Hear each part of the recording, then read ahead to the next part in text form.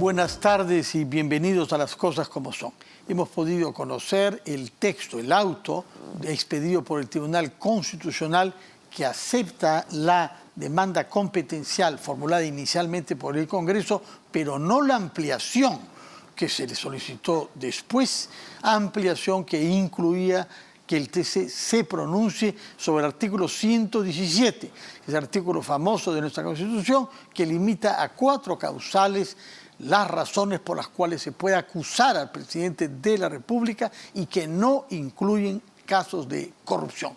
¿Qué hacer entonces y cómo interpretar la respuesta del TC? Hemos invitado al constitucionalista Aníbal Quiroga, que además es asesor del Congreso, que nos puede explicar qué razones ha dado el TC y si él cree que tienen o no fundamentos. Señor Quiroga, buenas tardes, gracias por estar con nosotros en Las Cosas Como Son. ¿Cómo está, Fernando? Buenas tardes. No, yo creo que el gran derrotado en este caso es el Tribunal Constitucional, ¿no? Yo creo que... ¿Por qué derrotado? Porque derrotados son ustedes, el Congreso, digamos, ¿no? El comentario hoy día ha sido que el Congreso tiene una derrota, que el Congreso ha desbarrado, que el Congreso no ha sido admitido una ampliación, pero el Congreso ha hecho lo que tenía que hacer. El presidente del Congreso ha planteado un tema que se tenía que plantear, y desde el punto de vista de la defensa también, porque la demanda es de 10 de octubre, ¿no es cierto? Sí. La demanda ha sido admitida. La primera, ha sido admitida, sí. Pero entre la demanda y la ampliación ocurrió un hecho que no estaba, digamos, ni controlado ni previsto por nadie, que fue la denuncia de la fiscal de la Nación ante el Congreso contra el presidente de la República pidiendo su procesamiento, a pesar del 117. Entonces, inmediatamente después se plantearon una serie de acciones de garantía, de amparo y habeas corpus contra esa actuación del Congreso, contra el presidente Williams, contra Lady Camones, contra el procurador, contra el presidente de la Comisión de Presupuesto. Y entonces, ¿qué le corresponde a uno hacer? Bueno, poner en el tribunal esas nuevas pretensiones, decir, esto también es parte del proceso competencial. Más tarde o más temprano esto va a tener que llegar. Y de cara a eso, lo que es inevitable es enfrentar el 117. Nadie le pidió una consulta al tribunal. ¿Por qué de cara a esto? Porque la denuncia de la fiscal va al Congreso a pesar del 117. Lo que dicen los objetores y los defensores de Castillo es que no puede hacerlo por el 117. Lo que dicen otros es que sí lo puede hacer por el 117. Entonces, para saber si la denuncia es procedente o no es procedente, hay que interpretar el 117. Pero al tribunal nadie le pidió una consulta, es una falacia lo que se dice. ¿Qué se le pidió? Porque el tribunal dice claramente que no puede absorber una consulta. Sí, entonces... pero es una manera de lavarse las manos. Al tribunal se le dijo, estas pretensiones menoscaban las competencias del Congreso. Admítalas según proceso competencial. Después de la denuncia de la fiscal, esas otras también.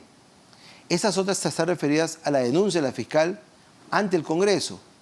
Y ahí la barrera es el 117. Por lo tanto, si usted me admite estas demandas ampliadas, tiene que enfrentarse al 117. Lo que dice el escrito del Congreso claramente es, de cara a las pretensiones que estamos ampliando, de cara, o sea, ante las pretensiones que estamos ampliando, y si usted me amplía la demanda, va a tener que interpretar el 117. Pero eso es pedir una consulta, ¿no? No, pues, mire, Fernando, cuando uno plantea una petición a un juez, uno hace dos cosas. Hace un relato de hechos y hace una sustentación jurídica. Si yo le digo al juez, demando el divorcio porque me pegan por causal de maltrato, tengo que escribir hechos. Si me está pegando físicamente y tal, el juez encuentra que esos hechos están en la norma porque dice maltrato físico. Pero si yo le digo al juez, demando el divorcio por causal de maltrato, ¿cuál es el maltrato? El maltrato es que todos los días en la mañana me echan arsénico en el café. Considero que es un maltrato físico.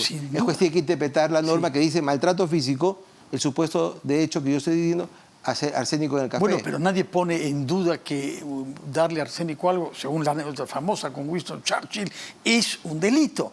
Mientras que en este caso estamos ante un artículo que es de difícil interpretación. Lo que no sabemos es si el arsénico califica o no como maltrato para el divorcio. Eso es lo que el juez tiene que interpretar. Pero qué duda puede caber. Bueno, pero el juez tendrá que interpretarlo. No se lo desea a usted, ni a nadie. Pero por eso, pero eso es lo que el juez tendrá que hacer casar.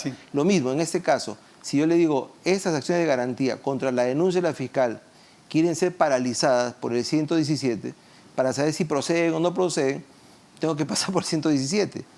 Es como el tema de la causal de divorcio, exactamente igual. Nadie le dijo al tribunal, haz una consulta en abstracto, te consulta en abstracto. El tribunal en eso tiene un exceso en su resolución porque pretende lavarse las manos. Yo esperaba una decisión diferente, esperaba una decisión valiente, esperaba una decisión, digamos, audaz frente a un tribunal nuevo, y lo que hay es una decisión conservadora. Pero permítame decir dos cosas. Se ha cuestionado también al presidente del Congreso porque la ampliación no tenía la autorización del Congreso. El tribunal dice que no requería la autorización. No se ha dicho eso en el auto. ¿Ah? Sí, no, en el auto al contrario. Alguien ha comentado afuera, pero no es un tema. Hay inclusive una moción de censura porque no pidió permiso. Sí, se ha habido que la Junta de Portavoces ha sido un poco movida. El tribunal le ha dicho no requería ese permiso, estaba bien planteada la ampliación. Lo que hizo porque es una ampliación respecto de otra que se había hecho antes con el voto del Pleno. Correcto. Lo que dice el tribunal es, estas cosas que tú quieres ampliar, para mí no son actos concretos. Cuando se concreten, vienes acá y planteas la competencia. Y luego le agrega el tema de la consulta que nadie le pidió. Entonces, eso para mí es una falacia. Bueno, que nadie le pidió, pero era un punto clave. Pero es que no se le pidió una consulta, se le pidió que aplicara un artículo en función de una pretensión, que es un tema diferente. Bueno, es una manera sutil de hacer lo que sabemos que no se puede hacer, y es lo que ha entendido el TC. Los 7 jueces constitucionales. Sí, bueno, todos los jueces, cuando aplican una sentencia, digamos, resuelven un caso, interpretan la norma. Todos. Una sentencia está basada en hechos y en razonamiento sobre una norma. Eso fue lo que se le pidió. Ante el 117, en realidad hay una polémica grande. Incluso el relator de la Comisión Interamericana ha dicho que junto al concepto de vacancia por incapacidad moral permanente son dos huecos negros de nuestro marco normativo. Y ha dicho más, le presentamos al tribunal unas declaraciones del relator vicepresidente de la Comisión que decía es imperativo que el Tribunal Constitucional defina el 117. Al tribunal no le gustaba eso. De hecho, no, me está marcando la pauta. Pero la propia Comisión Interamericana, el contexto internacional y la propia realidad exigen esto. Entonces, ¿qué ocurrió en los hechos ahora? El Congreso se ha quedado huérfano. Porque ahora entonces, si las consecuencias digamos, todo el mundo interpreta el 117 para su lado. Cuando la Constitución dice que el Tribunal de Cierre, el máximo órgano de interpretación es el Tribunal Constitucional. Él ha dicho, no me corresponde interpretar esto ahora. Perfecto. ¿Quién lo va a interpretar? Tendrá que ser el Congreso y eventualmente alguien apelará ante el TC. Entonces vienen los genios del Congreso y dicen, hay que hacer una ley para desarrollar el 117. Perfecto. Da una ley para hacer el 117, que va a decir ley con nombre propio, ley con efecto retroactivo, hay que llevarla al Tribunal Constitucional. Pero de todas maneras, vamos a llegar al tribunal. Si hubiera venido del TC. Eso es un tema demasiado álgido, como para que no haya críticas. Por eso mismo, pues si es un tema demasiado álgido, le corresponde al máximo órgano de interpretación de la Constitución definirlo, que es lo que todo el mundo estaba pidiendo y es lo que el tribunal ha decidido no hacer. Se ha tirado para atrás. Y bueno, veremos entonces cómo solucionamos en el país el tema. Si es que usted fuera miembro del TC, ¿cómo lo hubiera interpretado? Es decir, ¿cómo explica que un artículo que es claro, hay 4 causales, 4, no otras? Todo el mundo reconoce que estamos ante una carencia, pero el texto, que es lo que un abogado tiene que ver, no el contexto político, sino lo que el tenor de la ley positiva dice, ¿cómo lo interpretaría usted? Le voy a contestar de la siguiente manera. No si yo fuera miembro del tribunal, porque sería mucha pretensión. Si estuviera el doctor Arbo Landini como presidente del tribunal, o el doctor Blume como presidente del tribunal, ¿cómo se hubiese resuelto esto? Los tribunales constitucionales suelen ser expansivos y suelen tener más competencia de la que se le da porque suelen horadar esa competencia, como pasa con la Corte Interamericana. Eso ocurre en todo el mundo. En segundo lugar, era la oportunidad para zanjar un debate nacional. Entonces, una norma en su texto expreso se interpreta. El segundo ejemplo es el siguiente. La Constitución dice en su texto expreso, en blanco y negro, que las acciones de garantía solo las conoce el tribunal cuando son rechazadas por el Poder Judicial. Si son acogidas por el Poder Judicial, el tribunal no tiene competencia. No obstante eso, no obstante el texto expreso de la ley, en 2010 el tribunal dijo, cuando venga un amparo de narcotráfico, sí lo voy a conocer, contra lo que dice la Constitución. ¿Y por qué? Y terrorismo también, creo, ¿no? Porque hizo una interpretación conforme a la Constitución y aplicó un tratado que tiene Perú en la lucha contra el narcotráfico. Haciendo esas dos interpretaciones, cambió el texto de la Constitución en una interpretación. 6 meses después lo amplió para el terrorismo y después para el lavado de activos. Entonces, hoy día, cuando una persona está vinculada al narcotráfico, lavado de activos, terrorismo, y gana un habeas corpus o gana un amparo, el tribunal lo va a conocer porque así lo decide el tribunal en su jurisprudencia, a pesar de que la Constitución dice no. Es exactamente la misma situación. El 117 estaba hecho para otra cosa, estaba hecho para proteger la figura del presidente en un juicio de negatividad. Duda, sí. No hay que perseguirlo políticamente, faccionando demandas, faccionando denuncias o inventándole cargos por razones ideológicas, políticas, religiosas o raciales, pero no para los delitos comunes.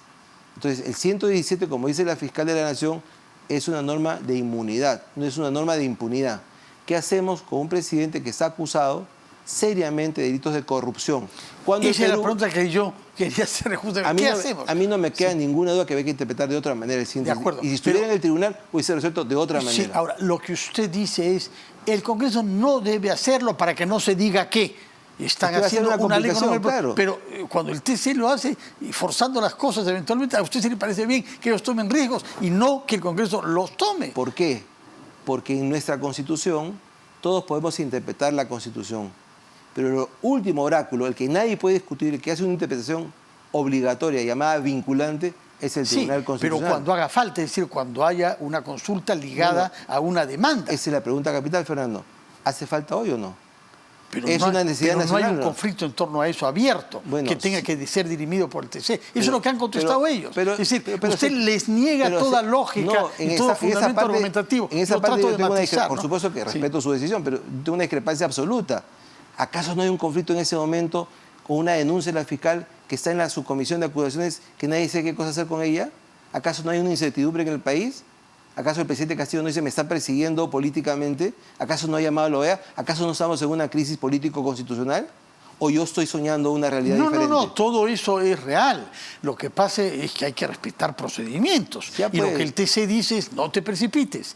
Cuando haya un conflicto en torno a eso, llámame. Pero yo no absuelvo consultas antes de que el conflicto estalle. Lo que debe hacer el Congreso es arriesgarse. Bueno, no hay peor ciego que el que no quiere ver. Si no se quiere ver el conflicto, por supuesto que lo hay. Nadie niega que haya conflicto, pero, tampoco lo niega el TC. Por supuesto que el tribunal tendría que haber pacificado eso, porque también es llamado Tribunal de Pacificación en materia constitucional. Pero no lo ha hecho. Entonces va a esperar que explote el tema, que estalle el tema político, que jalen para aquí, para allá, que venga lo vea y recién ahí verá si mete su nariz y si hay conflicto o no hay conflicto. Me parece que es renunciar a los fueros del tribunal. De acuerdo. ¿Qué se puede hacer habida cuenta de que esta decisión ya fue tomada, y repito, por unanimidad? Sí, bueno, nada, pues hay que seguir con el proceso principal, lamentarse de lo que ha ocurrido. Pero el proceso principal concierne algo menor, en realidad. No es un tema menor. La elección del defensor del pueblo frente a la situación del jefe de Estado es menor. No es un tema menor, porque por un lado han habido acciones de amparo fabricadas y, digamos, aleccionadas indebidamente para paralizar al tribunal en el nombramiento de magistrado del tribunal, en el tema de la defensoría. Esos magistrados son producto de esa disputa. Sí, justamente. ¿No es cierto? Defensor del pueblo para paralizar el trámite no de lo una recuerde ley. tanto que eso les da más legitimidad, porque han sido elegidos por este Congreso al cual han sabido parar, ¿no? Pero justamente lo cito porque tienen legitimidad y tenían altura para estar por encima del tema. Y también el tema de la Defensoría del Pueblo, el tema del tracto de una ley, ¿no es cierto? O el tema de la investigación al presidente jurado de elecciones. Lo que diga el tribunal en este caso, que por supuesto va a ser una sentencia favorable al Congreso, va a servir de pauta y de base para lo siguiente, porque este caso se basa en otros casos que el tribunal ha resuelto, como el caso de Casinos y Tragamonedas, ¿no? Contra el Poder Judicial, exactamente. Entonces, de todas maneras, avanzaremos en esto, se dejará una especie de colchón jurisprudencial que servirá de base para lo que venga, pero a mí lo que me preocupa es que hemos dejado una situación incierta. Sin duda. El tribunal se ha puesto hacia atrás frente a una situación incierta y digo, bueno, mátense ustedes, vean cómo lo resuelvan y cuando tengan los heridos, ahí me llaman a ver cómo los curo. Bueno, en fin, es una metáfora un poco menos severa que la del arsénico, pero igual. Dígame ahora, ¿qué puede hacer en concreto la subcomisión de acusaciones constitucionales ante esta incertidumbre consolidada por la decisión del TC? La subcomisión tiene dos posibilidades. O sea, hacer una interpretación a favor del 117, decir, no se puede pasar y el 117 es absoluto y la denuncia de la fiscal la archivaremos hasta el 2026 o hasta cuando el presidente deje de ser presidente, o el 117 se admite la denuncia, en cuyo caso los defensores de Castillo van a ir a Poder Judicial a plantear acciones de garantía y probablemente obtener medidas cautelares y paralizar el tema y entonces otra vez tendremos que ir al Tribunal Constitucional, ¿no? Pero hay algunos que sostienen que lo que se puede entrar es a una fase de investigación preparatoria, que no es acusación todavía. Ya, pero igual, o sea, van a plantear acciones de garantía para paralizarlo. De hecho, ya están en curso, ¿no? Sí. Vizcarra, Carrasco, por Castillo hay como 4, una interpuesta por él, otra interpuesta por varias personas. Entonces, al final van a llegar órdenes judiciales paralizando el tema y vamos a entrar en una incertidumbre. La pena que me da a mí desde el punto de vista constitucional es que teníamos la oportunidad de cerrar una incertidumbre para el país. El objetivo está clarísimo. Lo que pasa es que tiene que reconocer que para un juez constitucional puede haber motivos de duda, alterar el sentido explícito de un artículo de esa importancia. Bueno, Eso puede dar lugar a un cuestionamiento también en instancias internacionales. ¿pero cuál? Pues, ¿cuál cuestionamiento, Fernando? Si, cada vez que Si dice que solamente se puede hacer por 4, ¿por qué añades una acusación por algo que está negada porque en el tenemos texto? tratados internacionales que nos obligan a operar de otra manera. Sí, pero conozco esa interpretación, pero reconocerá usted que es un poquito forzada. Pero se ha hecho para el narcotráfico. Funciona para el narcotráfico y nadie la ha discutido. Funciona para el terrorismo y nadie lo ha discutido. Funciona para el lavado de activos y nadie lo ha discutido. Nadine Heredia ganó su habeas corpus en el Poder Judicial. El tribunal lo absorbió, a pesar de que lo había ganado contra lo que dice la Constitución, y se lo tumbaron. De acuerdo. Entonces, ¿qué cabe hacer ahora? Esperar lo que haga la subcomisión. O sea, la subcomisión, como digo, puede decir, no puedo avanzar, la denuncia de la fiscal la archivamos hasta el 2026 porque tengo el 117, o le encuentra una interpretación al 117, avanza, y ahí caerán acciones de garantía que veremos cómo se resuelvan, ¿no? Ahora, hay colegas suyos que venían anticipando que esto iba a suceder y que sostenían que presentar una demanda para que el TC interprete el artículo 117 era ir contra el muro. En realidad, nos hemos estrellado contra el muro.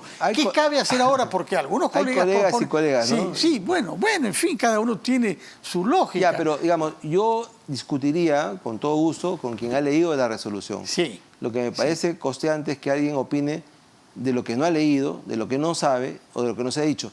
Yo reto a que alguien encuentre la palabra consulta en el otro sí que se planteó en la demanda. ¿Dónde dice estamos cuidadosamente esquivada, escamoteada, no. Pero uno lo puede interpretar así. Lo que se le dijo no ha inventado. Lo que se dijo al tribunal, en función de estas pretensiones, ¿qué cosa dice usted sobre el 117? Bueno, pero está ligado a las pretensiones. Es claro que un abogado como usted iba a evitar usar esa palabra obvia y está formulado de manera mi querido tal... Fernando, porque todos sabemos que el Tribunal Constitucional no suele consultas, todos lo sabemos. Justamente por eso se ha omitido la palabra. No, es que no se ha hecho eso. O sea, es una falacia.